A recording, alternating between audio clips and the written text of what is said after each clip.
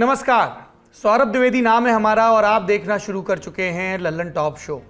आज हमारे पास आपको बताने के लिए ढेर सारी खबरें हैं। गुजरात सरकार ने बिल्किस बानो मामले में बलात्कारियों की सजा कम करने का फैसला लिया, तो अब ये मामला पहुंच गया है सुप्रीम कोर्ट। वहां पर क्या हुआ बताएंगे। भाजपा विधायक टी राजा पर पैगंबर मोहम्मद को लेकर आपत्तिजनक टिप्पणी करने का आरोप लगा, उन्हें पुलिस ने गिरफ्तार किया, फिर पार्टी ने सस्पेंड किया। शाम तक राजा को बेल भी मिल गई। अब दिल्ली से लेकर हैदराबाद तक बयानबाजी चल रही है। सुप्रीम कोर्ट में फ्रीवीज माने रेवड़ियों पर आज फिर सुनवाई हुई। अदालत की टिप्पणियां आई। इन तीनों खबरों को अलट पलट कर देखने पर यह समझा जा सकता है कि भारत में राजनीति का मौजूदा स्तर क्या है। हम भी ये काम करेंगे, लेकिन बड़ी खबर रहेगी आज दिल के नाम, आपके और हमारे दिल की सेहत के नाम। आपने भी इस बात पर गौर किया होगा कि जो हार्ट अटैक सयानों का मर्ज माना जाता था, अब नौजवानों की जान के पीछे पड़ा है। आज भी खबर आई कि भाजपा नेता और टिकटॉक स्टार सोनाली फोगाट की हार्ट अटैक में मौत हो गई। वो सिर्फ 42 साल की थी। सोनाली से पहले भी एक्टर सिद्धार्थ शुक्ला और पुनीत राजकुमार जैसे मामले हम देख चुके हैं। मशहूर कॉमेडियन राजू श्रीवास्तव भी जिंदगी और मौत की लड़ाई लड़ रहे हैं। पर एक नई बात जो सामने आ रही है वो ये कि 40 की दहाई वालों को हार्ट अटैक हो रहा है और उनकी मृत्यु भी हो रही है।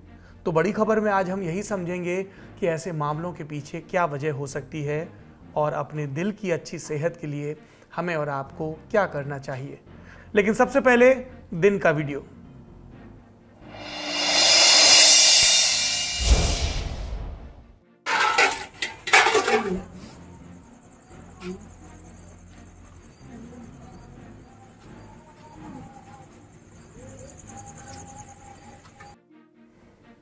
इस वीडियो में आपने क्या देखा?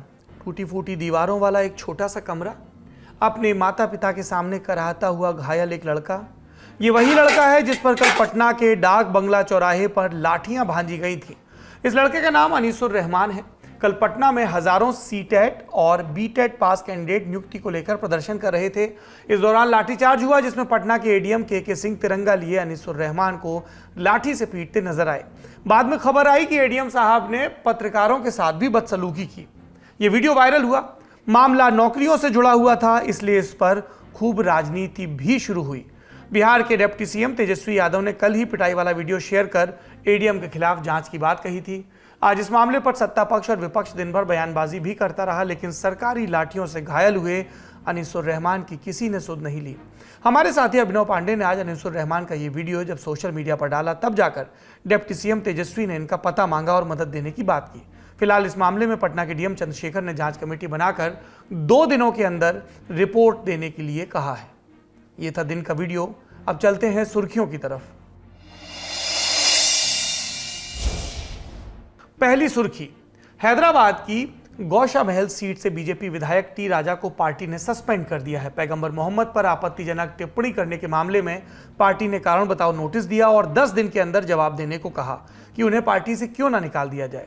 दरअसल कॉमेडियन मुनव्वर फारूकी के हैदराबाद में होने वाले शो के विरोध में टी राजा लगातार बयानबाजी कर रहे थे। आरोप लगा रहे थे कि मुनव्वर फारूकी ने धार्मिक टिप्पणियां की हैं, इस वजह से वो मुनव्वर का शो हैदराबाद में नहीं होने देंगे। इससे पहले भी टी राजा ने जिम से एक वीडियो जारी करते हुए कहा था कि भले ही मुझे पुलिस द्वारा अरेस्ट किया जाएगा, लेकिन मैं पुलिस से एक निवेदन करना चाहता हूं, अगर मुनव्वर फारूकी का प्रोग्राम हैदराबाद में होता है तो नूपुर शर्मा ने तो एक छोटा सा कमेंट किया, भारत में क्या हुआ पता है, उससे भयंकर रूप से मैं कमेंट करूंगा, क्योंकि जब मैं उतरता हूं मैदान में तब मैं कंप्रोमाइज़ नहीं करता। इसलिए पुलिस के अधिकारियों से निवेदन है कि ऐसे फालतू कॉमेडियन का प्रोग्राम हैदराबाद में होने ना दें। अगर कुछ होगा, लॉ एंड ऑर्डर डिस्टर्ब होगा, तो इसकी जिम्मेदारी पुलिस की रहेगी। ये बात ध्यान रखना हमारे डीजीपी साहब, कमिश्नर साहब और खास करके हमारे होम मिनिस्टर साहब। बीजेपी विधायक के विरोध के बाद भी 20 अगस्त को हम जानते हैं कि मुनव्वर फारूकी का शो हैदराबाद में शांतिपूर्ण ढंग से हुआ, जिसके बाद टी राजा ने बाकायदा 10 मिनट का वीडियो जारी किया, जिसमें न सिर्फ विधायक जी ने मुनव्वर फारूकी को गंदी गंदी गालियां दी, बल्कि उनकी मां को भी अपशब्द कहे, पैगंबर मोहम्मद के बारे में अपमानजनक टिप्पणियां की, जिसे हम नहीं दिखा सकते। आपसे भी अपील है, टी राजा का वीडियो वायरल ना करें। कानून अपना काम कर रहा है, गिरफ्तारी हुई है, अदालत में मामला पहुंचा है और अब खबर है कि उन्हें बेल भी मिल गई है। उम्मीद है आगे भी इस मामले में तथ्य सम्मत न्याय होगा, पर वीडियो इस तरह से शेयर करने से धार्मिक भावनाएं और भी भड़कती हैं। टी राजा सिंह हैदराबाद की गोशा महल विधानसभा से बीजेपी विधायक होने के साथ साथ तेलंगाना विधानसभा में पार्टी के मुख्य सचेतक यानी चीफ विप हैं। पार्टी के मजबूत नेता माने जाते हैं। 2018 में तेलंगाना में टीआरएस की लहर थी, तब जीते 5 भाजपा विधायकों में टी राजा भी एक थे। बजरंग दल के सदस्य रहे टी राजा ने एक वक्त में तेलुगु देशम पार्टी में पॉलिटिक्स की थी। 2009 में इसी पार्टी के टिकट पर कॉरपोरेटर बने थे, सभासद, लेकिन अप्रैल 2013 में टीडीपी छोड़कर वो बीजेपी से जुड़ गए थे। और ऐसा नहीं कि टी राजा कोई पहली बार विवादों में है। यूपी विधानसभा चुनाव के दौरान राजा सिंह ने कहा था कि बीजेपी को वोट नहीं दोगे तो घर पर बुलडोजर चलवा देंगे। तब चुनाव आयोग ने उन पर रोक लगाई थी। नवंबर 2017 में फिल्म पद्मावती का विरोध भी किया था। उन्होंने धमकी दी थी कि जो थिएटर इस फिल्म को दिखाएंगे उन्हें जला देंगे। उनके ऐसे बयानों की लंबी फेहरिस्त है। उन पर अब तक 75 आपराधिक मामले दर्ज हो चुके हैं, जिनमें से कम 30 मामले धार्मिक भावनाएं आहत करने वाले और 2 समुदायों के बीच वैमनस्य भड़काने से जुड़े हैं। 17 मामले दंगा करने और खतरनाक हथियार रखने के और 1 मामला हत्या की कोशिश से जुड़ा है। राजा के बयान के बाद हैदराबाद में बड़े पैमाने पर विरोध प्रदर्शन हुए। हजारों की भीड़ सड़कों पर उतरी। एक वीडियो वहां का भी वायरल हुआ जिसमें सैयद अब्दुल नाम का शख्स सर तन से जुदा वाले नारे लगा रहा था। अगर कोई किसी धर्म के लिए अपमानजनक बातें करता है तो गलत है, लेकिन सर तन से जुदा करने की बातें करना भी उतना ही गलत है।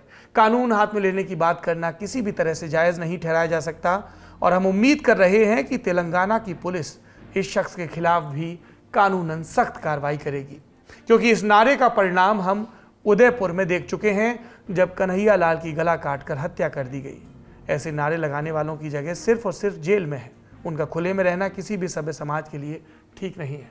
तो ये दोनों ही तरफ के जो कट्टर लोग हैं, जो इस तरह के बयान देकर हमारे देश के सांप्रदायिक सौहार्द को बिगाड़ रहे हैं, उन पर सख्त कार्रवाई होनी चाहिए। और ये जो सोशल मीडिया पर मेरा धर्म तुम्हारे धर्म से अच्छा है वाली बहस है, वो भी रुकनी चाहिए, क्योंकि इस तरह की बहसों से आपका और हमारा कोई भला नहीं होता। दूसरी सुर्खी बिल्किस बानो से जुड़ी है। बिल्किस बानो मामले में 11 दोषियों को रिहा करने के गुजरात सरकार के आदेश को सुप्रीम कोर्ट में चुनौती दी गई है। ये याचिका लेफ्ट फ्रंट की नेता सुहासिनी अली, स्वतंत्र पत्रकार और फिल्म निर्माता रेवती लाल और पूर्व प्रोफेसर और कार्यकर्ता रूपरेखा वर्मा ने दायर की, जिसमें सभी दोषियों की सजा पर फिर से विचार करने की गुहार लगाई गई है। मुख्य न्यायाधीश NV रमन्ना, न्यायाधीश हिमा कोहली और न्यायाधीश CT रवि कुमार की पीठ के सामने इस याचिका का उल्लेख हुआ। सीनियर वकील कपिल सिब्बल और अपर्णा भट्ट ने कल यानी 24 अगस्त को सुनवाई के लिए अनुरोध किया है। इस पर CGI ने क्या कहा, सुनिए। आइए हम कागजात देखते हैं, लेकिन लिस्टिंग का कोई आदेश पारित नहीं किया है। गुजरात के अतिरिक्त मुख्य सचिव गृह राजकुमार ने कथित तौर पर कहा था कि दोषियों को 14 साल की जेल और अन्य कारकों जैसे उम्र, अपराध की प्रकृति और जेल में व्यवहार आदि के कारण रिहा किया गया है। अब सवाल यह है कि 5 महीने की गर्भवती से रेप करने के अपराध की प्रकृति रिहा किए जाने योग्य कैसे हो सकती है। 2002 के दंगों के दौरान बिल्किस बानो के साथ सामूहिक बलात्कार किया गया। गुजरात में दाहोद जिले के लिमखेड़ा तालुका में दोषियों ने 14 लोगों की हत्या की, जिसमें बिल्किस की 3 महीने की बेटी समेत परिवार के 7 लोग शामिल थे। साल 2008 में मुंबई की विशेष CBI अदालत ने इस मामले में इन 11 लोगों को उम्र कैद की सजा सुनाई। इस सजा को बाद में बॉम्बे हाई कोर्ट ने भी बरकरार रखा, यानी कोर्ट ने ये सब माना जो आरोप थे। 15 अगस्त को सभी 11 दोषियों की रिहाई का फैसला गुजरात सरकार की बनाई गई एक समिति ने सर्वसम्मति से लिया। फैसले पर पहुंचने के लिए समिति ने गुजरात सरकार की 1992 की उस सजा माफी नीति को आधार बनाया, जिसमें किसी भी श्रेणी के दोषियों को रिहा करने पर कोई रोक नहीं थी। जबकि गुजरात सरकार की तरफ से साल 2014 में सजा माफी की एक नई नीति बनाई जा चुकी, यानी पिछली नीति को संशोधित किया गया था। नई नीति के तहत कई श्रेणी के दोषियों की रिहाई पर रोक लगाने के प्रावधान है। इस नीति में कहा गया कि बलात्कार और हत्या के लिए दोषी पाए गए लोगों को सजा माफी नहीं दी जाएगी। 2014 की ही नीति में यह भी कहा गया कि अगर किसी दोषी के मामले की जांच CBI ने की है तो केंद्र सरकार की सहमति के बिना राज्य सरकार सजा माफी नहीं कर सकती। बावजूद इसके रिहाई के लिए 1992 की नीति का हवाला दिया गया। ऐसे में सवाल उठना लाजमी है कि क्या इस मामले में 2014 की नीति के बजाय 1992 की नीति के आधार पर फैसला लेना सही था। BBC की रिपोर्ट के मुताबिक जिस समिति ने इन 11 दोषियों को सर्वसम्मति से रिहा करने का फैसला लिया, उसके 2 सदस्य BJP के विधायक हैं, 1 सदस्य BJP के पूर्व निगम पार्षद हैं और 1 BJP की महिला विंग की सदस्य। और गोधरा के विधायक CK राहुल जी का बयान तो आपने सुना ही होगा। दोषियों की रिहाई की सिफारिश करने वाली कमेटी में रहे CK राहुल जी ने कहा था कि उन्होंने गैंगरेप और हत्या के दोषियों के बारे में जो बात कही वो सुनिए। वैसे भी वो ब्राह्मण लोग थे, उनका संस्कार भी बड़ा अच्छा था और हो सकता है सजा करवाने के पीछे बद इरादा हो। ये बयान जघन्य अपराध के अपराधियों को बचाने वाला है और फैसला भी वैसा ही लिया गया जिसे अब सुप्रीम कोर्ट में चुनौती दी गई है। पहली चीज, जाति का व्यक्ति के स्वभाव से कोई लेना देना नहीं है और मनुष्य अपनी जाति खुद नहीं चुनता है, ये समाज उसे एक पहचान दे देता है। और दूसरी बात, इन जघन्य अपराधों में जो लोग विधायक जी को लगता है कि ऐसे ही फंसा दिए गए, उनके बारे में सीबीआई कोर्ट और बॉम्बे हाई कोर्ट की राय अलग थी। इसीलिए देश भर में जो स्त्रियों के प्रति संवेदनशीलता रखते हैं, न्याय के प्रति संवेदनशीलता रखते हैं, वो सब इस फैसले पर सवालिया निशान लगा रहे हैं। अगली सुर्खी, रेवड़ी कल्चर यानी चुनाव के वक्त मुफ्त सुविधाओं के ऐलान से जुड़ी बात। राजनीतिक पार्टियों के जरिए मुफ्त योजनाओं के ऐलान के खिलाफ बीजेपी नेता अश्विनी उपाध्याय ने याचिका दायर की थी। इसी याचिका पर आज सुप्रीम कोर्ट में सुनवाई हुई। इस दौरान सुप्रीम कोर्ट ने कहा कि यह मुद्दा समाज के साथ साथ अर्थव्यवस्था की भलाई के लिए भी उठाया गया है। हालांकि बीजेपी समेत अन्य राजनीतिक पार्टियां भी मुफ्त चुनावी वादों के पक्ष में हैं। सुनवाई के दौरान याचिकाकर्ता अश्विनी उपाध्याय की ओर से पेश हुए वकील विकास सिंह ने कहा, हम ये नहीं कह रहे कि सरकारों को कल्याणकारी उपाय नहीं करने चाहिए, हम कह रहे हैं कि चुनाव के समय किए जाने वाले वादों को कंट्रोल किया जाना चाहिए। वोटर्स को पता होना चाहिए स्कीम के लिए पैसा कहां से आ रहा है, जो वादे हैं वो कैसे पूरे होंगे। इस पर सीजेआई रमन्ना ने कहा कि बौद्धिकता सिर्फ एक व्यक्ति या एक पार्टी से जुड़ी नहीं है, हम व्यापक स्तर पर सभी के सुझाव पर गौर करेंगे। सुनवाई के दौरान सुप्रीम कोर्ट ने तमिलनाडु की रूलिंग पार्टी डीएमके को भी फटकार लगाई।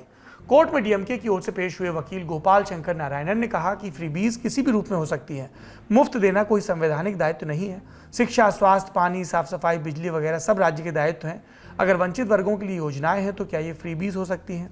इस पर चीफ जस्टिस ने कहा कि आप जिस पार्टी का प्रतिनिधित्व करते हैं उनके लिए कहने को बहुत कुछ है। ये मत सोचिए कि आप एकमात्र बुद्धिमान दिखने वाली पार्टी है। ये मत सोचिए कि जो कुछ कहा जा रहा है उसे हम सिर्फ इसलिए नजरअंदाज कर रहे हैं क्योंकि हम कुछ कह नहीं रहे। तमिलनाडु के वित्त मंत्री ने टीवी पर सुप्रीम कोर्ट के खिलाफ जो बयान दिए वो सही नहीं थे। सुप्रीम कोर्ट ने सुनवाई के दौरान तमिलनाडु के वित्त मंत्री डॉक्टर पी त्यागराजन के जिस बयान का जिक्र किया वो उन्होंने इंडिया टुडे को दिए इंटरव्यू में कहा था। इंटरव्यू में पी त्याग ने कहा था, भारत हो या चाहे कोई और लोकतांत्रिक देश, किसी देश के संविधान में कहीं नहीं लिखा है कि सुप्रीम कोर्ट या कोई भी बड़ा कोर्ट ये फैसला करे कि जनता का पैसा कहां खर्च होगा। ये पूरी तरह से विधायिका का अधिकार है। इससे पहले 11 अगस्त को हुई सुनवाई में सुप्रीम कोर्ट ने लोगों की भलाई के लिए की जाने वाली वेलफेयर स्कीम और देश की आर्थिक सेहत में बैलेंस बनाए रखने की बात कही थी। अब इस मामले पर अगली सुनवाई कल यानी 24 अगस्त को होगी।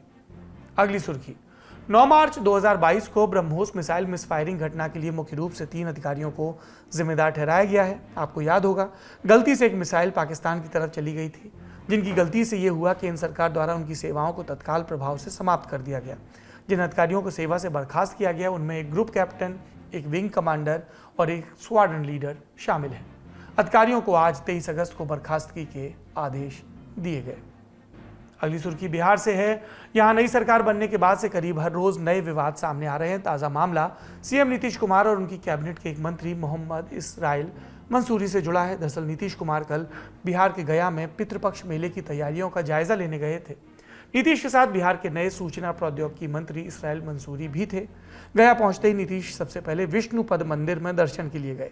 मंदिर के गर्भगृह में नीतीश ने पूजा अर्चना की। इस दौरान मंदिर में नीतीश के साथ आए कई और नेता भी थे, पर विवाद शुरू हुआ इसराइल मंसूरी की मौजूदगी से।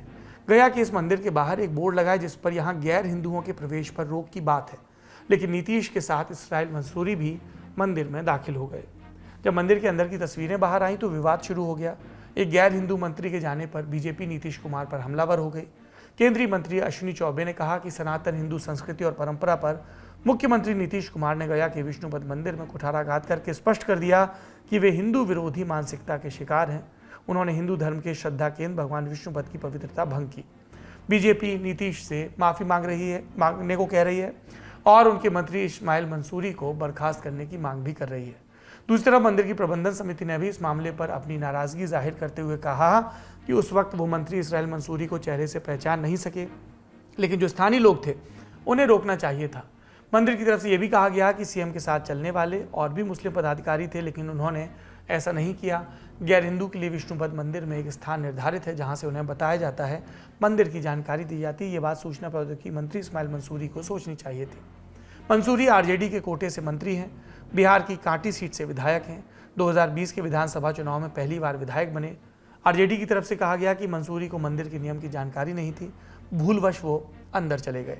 ये थी सुर्खियां। अब बढ़ते हैं बड़ी खबर की तरफ।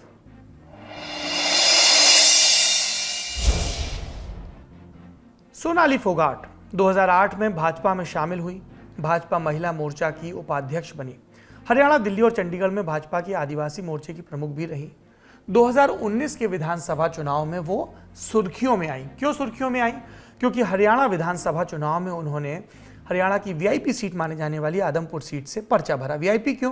क्योंकि यहाँ पर लंबे समय से हरियाणा के मुख्यमंत्री रहे भजन लाल और फिर उनके बेटे कुलदीप बिश्नोई विधायक के रूप में चुने जाते रहे। बीच में उनकी पत्नी भी विधायक बनी है। पर कांग्रेस के कुलदीप बिश्नोई के मुकाबले सोनाली फोगाट बीजेपी कैंडिडेट हार गई। संयोग देखिए, इसी महीने की 4 तारीख को कुलदीप बिश्नोई सपत्नीक भाजपा में आ गए। 14 साल राजनीति से जुड़े रहने के बावजूद फिर से सोनाली की तरफ सुर्खियां मुड़ी, उनकी रिएक्शन जानी गई। पर सोनाली के बारे में वैसे भी जनता वाकिफ होती रहती थी, क्योंकि उनके सार्वजनिक जीवन में समर्थक से ज़्यादा फॉलोअर्स थे। क्या मतलब हुआ इसका? फॉलोअर्स कैसे ज़्यादा थे? क्योंकि वो इंटरनेट की दुनिया की स्टार थी। सोनाली फोगाट को जानने वाले कई तरह से उन्हें जानते थे। कोई उन्हें हरियाणवी फिल्मों का स्टार मानता था, कोई म्यूज़िक वीडियो का स्टार, कोई उन्हें दूरदर्शन के लिए हिसार से एंकरिंग करते हुए देखता था। लेकिन ज़्यादातर ने उन्हें बिग बॉस और टिकटॉक के ज़रिए जाना। उन्होंने सोनाली की रील्स देखी, इंस्टाग्राम पर फॉलो किया। कभी मिले नहीं, फिर भी लगता था कि सोनाली उनकी ज़िंदगी का हिस्सा है, क्योंकि उन्हें उनकी ज़िंदगी के अपडेट मिल रहे थे। वो कहाँ जा रही हैं, कौन सा बैग ले रही हैं, किन नेताओं से शिष्टाचार भेंट कर रही हैं और वेब सीरीज़ के कौन से एपिसोड में नजर आएंगी, सब कुछ सोशल मीडिया पर। इसीलिए लोगों को बहुत धक्का लगा जब इसी सोशल मीडिया के ज़रिए उन्हें आज सुबह पता चला कि सोनाली फोगाट नहीं रही। फोगाट गोवा में थी। 22 और 23 अगस्त की दरमियानी रात उन्हें दिल का दौरा पड़ा और उन्होंने प्राण त्याग दिए। सोनाली का परिवार इस समाचार से स्तब्ध है।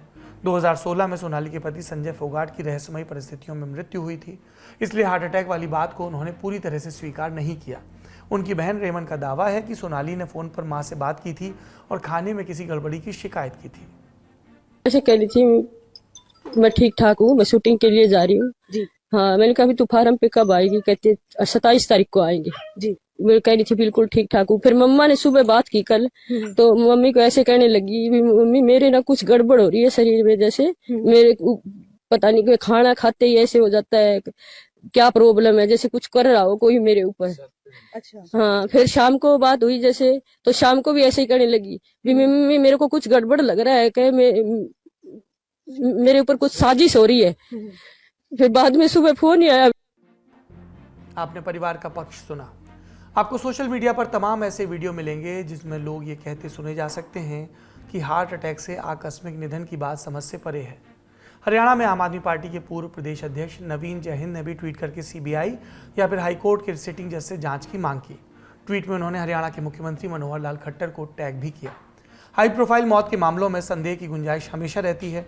जांच के बाद पूरी बात सामने आने में कुछ वक्त लग जाता है। फिलहाल यही जानकारी है कि सोनाली फोगाट की मृत्यु हार्ट अटैक से हुई, इसलिए हम इसी बिंदु पर अपना ध्यान केंद्रित रखेंगे। बीते दिनों हार्ट अटैक से हुई कुछ चर्चित मौतों पर गौर करिए। सिद्धार्थ शुक्ला टीवी एक्टर थे। सोनाली फोगाट बिग बॉस के 14वें सीजन में नजर आई थी। इससे ठीक पहले वाला सीजन यानी सीजन 13 जीता था सिद्धार्थ शुक्ला ने। सितंबर 2021 में सिद्धार्थ की मौत हो गई। कारण बताया गया हार्ट अटैक। सिद्धार्थ की उम्र थी 40 साल। पुनीत राजकुमार बतौर बाल कलाकार उन्होंने अपना करियर शुरू किया। कौन बनेगा करोड़पति के कन्नड़ संस्करण को एंकर किया, फिर कन्नड़ फिल्मों के सुपरस्टार हुए। उनके लिए इंडस्ट्री में पावर स्टार शब्द इस्तेमाल होने लगा। सीएम से लेकर पीएम सब उनके फैन थे। तभी उनकी अचानक मौत की खबर आ गई। दिन था 29 अक्टूबर 2021। वजह हार्ट अटैक, उम्र 46 साल। के किसी परिचय के मोहताज नहीं। इसी साल 31 मई को कोलकाता में उनका देहांत हुआ। कुछ ही देर पहले उन्होंने स्टेज पर प्रस्तुति दी थी। के का भी हार्ट अटैक के चलते निधन हुआ। उनकी उम्र थी 53 साल। इन चर्चित मामलों को एक तरफ रख दें तो आप अपने इर्द गिर्द भी ऐसे कई मामले पाएंगे जब 30 और 40 की दहाई में चल रहे लोगों को हार्ट अटैक हुआ और वो चल बसे। हम ऐसे समाचार सुनते हैं, खुद से कहते हैं यार अब यंग लोग भी हार्ट अटैक से मरने लगे और आगे बढ़ जाते हैं। पर कभी हम ठहर कर ये सोचते नहीं कि इसकी वजह क्या है और इसकी रोकथाम कैसे हो सकती है। इसलिए शुरू से शुरू करते हैं। स्वास्थ्य पर ललन टॉप की एक खास पेशकश है सेहत।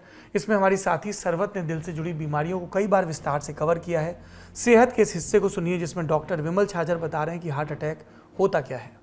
हार्ट की बीमारी का मतलब है हार्ट के जो कोरोनरी आर्टरीज है जो हार्ट को ब्लड देती है, उन्हीं के अंदर कोलेस्ट्रॉल का जमावट हो जाना, फैट की जमावट हो जाना, और वो धीरे धीरे बढ़ते बढ़ते 50-60% ब्लॉकेज बनने के बाद एक चांसेस रहता है कि वो ब्लॉकेज बस्ट कर जाए, क्योंकि अंदर की जो मेम्ब्रेन है वो स्ट्रेच करते करते जब उसकी स्ट्रेचेबिलिटी ख़त्म हो जाती है तो सडनली वो बस्ट करती है और वहाँ पे कुछ केमिकल्स रिलीज होती है जो ब्लड के संग मिक्स करके क्लॉट बना देता है। जैसे 50% या 70 या 80% ब्लॉकेज है और वो क्लॉट बनते ही वो 100% में कन्वर्ट हो जाता है, और जैसे एक ट्यूब 100% ब्लॉक होती है हार्ट का एक हिस्सा डेड होने लगता है और उस वक्त बहुत ज़्यादा चेस्ट में पेन होती है और वो हार्ट अटैक कहा जाता है। उस वक्त हार्ट का एक हिस्सा मरने लगता है और उससे बहुत सारे लोग हार्ट अटैक से मारे भी जाते हैं। हार्ट की बीमारी का ये सबसे बड़ा कॉम्प्लिकेशन है, कॉमन कॉम्प्लिकेशन। आपने दिल की बीमारी से जुड़े दो शब्दों को बार बार सुना होगा, हार्ट अटैक और कार्डियक अरेस्ट। इनमें क्या फ़र्क होता है ये भी जान लीजिए।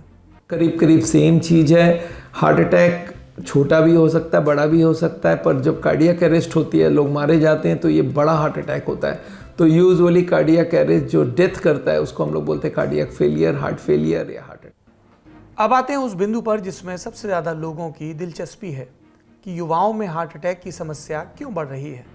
इस सवाल का जवाब निबंधात्मक है, लेकिन हम कुछ बिंदुओं में सारी बात समेटने की कोशिश करेंगे। पहला कारण तो अनुवांशिकी से है। इसके चलते पश्चिम के देशों की तुलना में भारतीयों में दिल की बीमारी सामने आने की ज़्यादा आशंका रहती है। इसी के चलते दिल की बीमारी 10 साल पहले ही देखने को मिल जाती है कई बार। मिसाल के लिए अगर पश्चिम में औसतन 60 की दहाई में दिल की बीमारियां सामने आती हैं तो भारत में 50 के आसपास ऐसा होने लगेगा। WHO तो यहाँ तक दावा करता है कि दक्षिण एशिया, जिसका भारत भी हिस्सा है, वहाँ पश्चिम के मुकाबले हार्ट अटैक का खतरा 40% ज़्यादा है। हमारे दिल तक ऑक्सीजन से भरपूर खून को पहुँचाती हैं कोरोनरी आर्टरीज, फिर दिल इस खून को पूरे शरीर में पंप करता है। अब भारतीयों की कोरोनरी आर्टरीज पश्चिम में बसने वाले लोगों की तुलना में कुछ छोटी होती हैं, इसलिए छोटा सा ब्लॉकेज भी बड़ी समस्या बन सकता है। इसलिए ये भी देखने को मिला कि यूरोप और अमेरिका में बसे भारतवंशी भी वहाँ के लोगों की तुलना में, जो वहाँ पहले से हैं, जल्दी दिल के मरीज बन जाते हैं। ये तो अनुवांशिकी वाली बात हुई, पर ऐसा नहीं कि हार्ट अटैक सिर्फ अनुवांशिक कारणों के चलते ही हो रहे हैं। समय के साथ भारत में युवाओं का लाइफस्टाइल बदला है। दुनिया के दूसरे देशों की तरह ही भारत में डेस्क जॉब बढ़ी है, माने ऐसा काम जिसमें एक जगह बैठकर काम किया जाता है। फिजिकल एक्टिविटीज़ कम हुई है क्योंकि काफ़ी सारा काम मशीनों के जरिए किया जाता है। जैसे जैसे समृद्धि आई, खाने में फैट भी बढ़ गया। कई युवा नियमित रूप से खाना भी नहीं खाते, फास्ट फूड के भरोसे रहते हैं। इसमें कितना फैट और कोलेस्ट्रॉल होता है अलग से बताने की ज़रूरत नहीं है।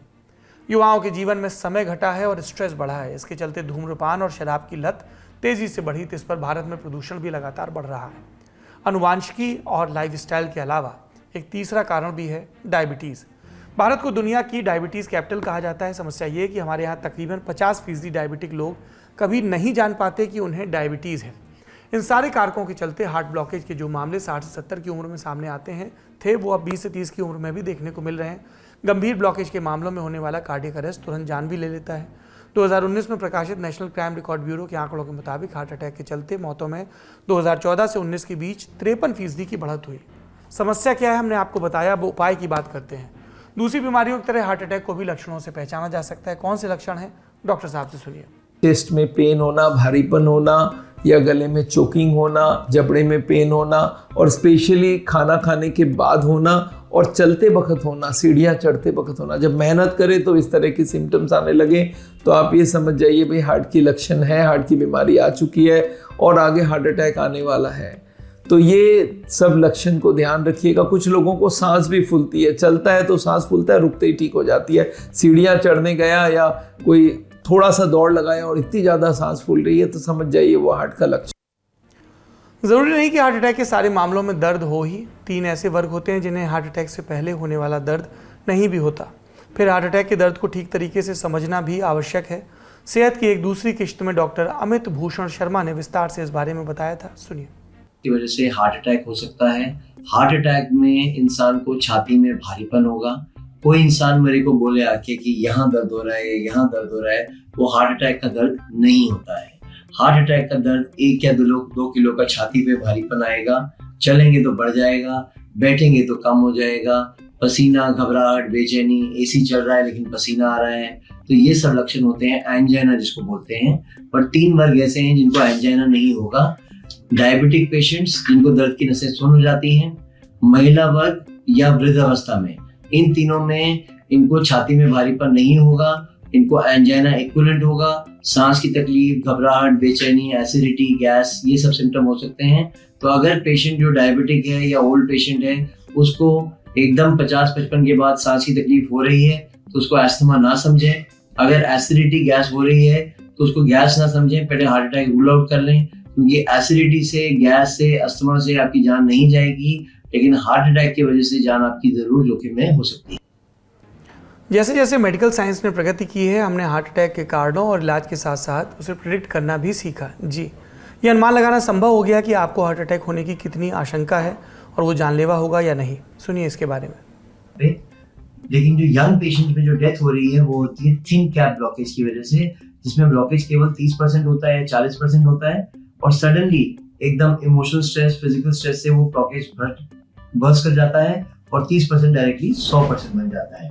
अगर हम लोग देखते हैं, हमारे पास एक नई मोडालिटी है जिसको हम लोग बोलते हैं ओसीटी द्वारा हम अंदर हार्ट की धमनियों में जाके देख सकते हैं कि जो चर्बी है कितनी चर्बी जमा है, और वो चर्बी जो है आगे चल के हार्ट अटैक करेगी या नहीं करेगी, वो हार्ट की नसों के अंदर जाके हम लोग देख सकते हैं।